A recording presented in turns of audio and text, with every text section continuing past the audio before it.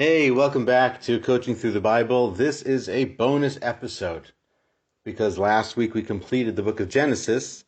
And so I thought to take a moment and reflect on what we did in the book of Genesis.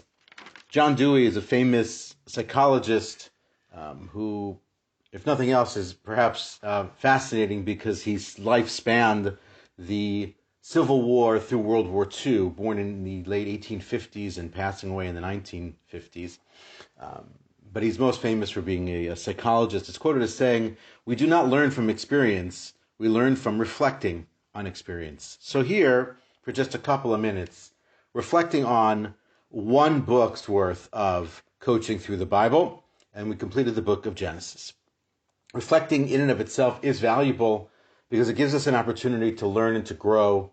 It gives us a chance to see where we erred and made mistakes and how we can improve upon them. It gives us a chance to think about new ideas and new ways and new approaches to do things differently in the future. It gives us a chance to review how we interacted with other people and how we can do things better and perhaps help people more in the future. It can even make us happier because when we have an opportunity to look back on the things we did well, we can have a sense of pride and a sense of joy from those experiences. So reflecting has a great value. And I have to say that from the first 12 weeks of coaching through the Bible, I've gotten a tremendous amount out of it. And I first want to thank and share a sense of gratitude and appreciation for those of you who listen on a weekly basis, and also for those of you who interact with me on a weekly basis based on what it is that I share, whether it's your critiques on my style, whether it's an idea about how to organize my thoughts better, or whether it's an additional comment or critique or source or resource that I should consider looking at, or another book that I might consider reading and reviewing for the sake of adding it into something in the future. So reflection is super important, and the first thing in terms of appreciating everybody else.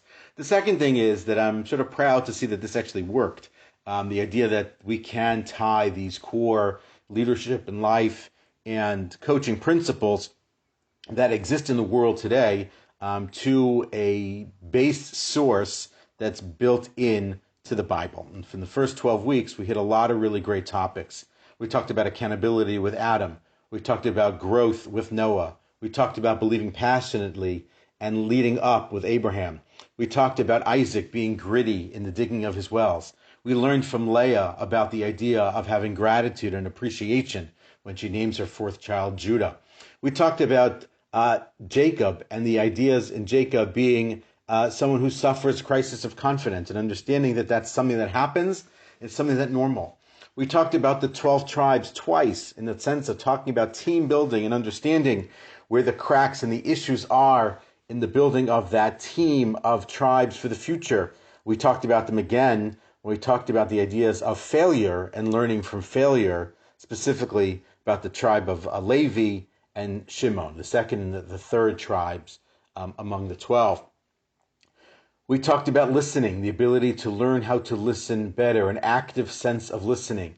We learned that from Joseph in his listening to Pharaoh, and also prior to that in his listening to the two servants that ended up in prison with him. We talked importantly about the ideas of perspective. And Joseph has the opportunity to reflect and have perspective on what happened to him, and therefore know how to behave and to act going forward based on his understanding of what his brothers did and didn't do, what his father knew and didn't know, and therefore play it forward into the future. So in the course of 12 weeks, we've cut upon some serious and important life issues, some really serious and fundamental issues about how we can improve in our businesses, in our relationships, in our friendships, and for ourselves. And overall, it seems to me that the book of Genesis is about people taking responsibility for themselves, for their family, and for others. And it's upon those people who do that, and it's upon really all of us as human beings, to own our actions, to own our reactions, to want to grow and to improve day in and day out, to consistently and to constantly attempt to be bettering ourselves and those of the lives of those around us. So Genesis taught us a tremendous amount, and very much looking forward to the opportunity to what's coming to us in the book of Exodus, starting with this week. See you in the book of Exodus. Again, this is Coaching Through the Bible. really excited to get going on book number 2.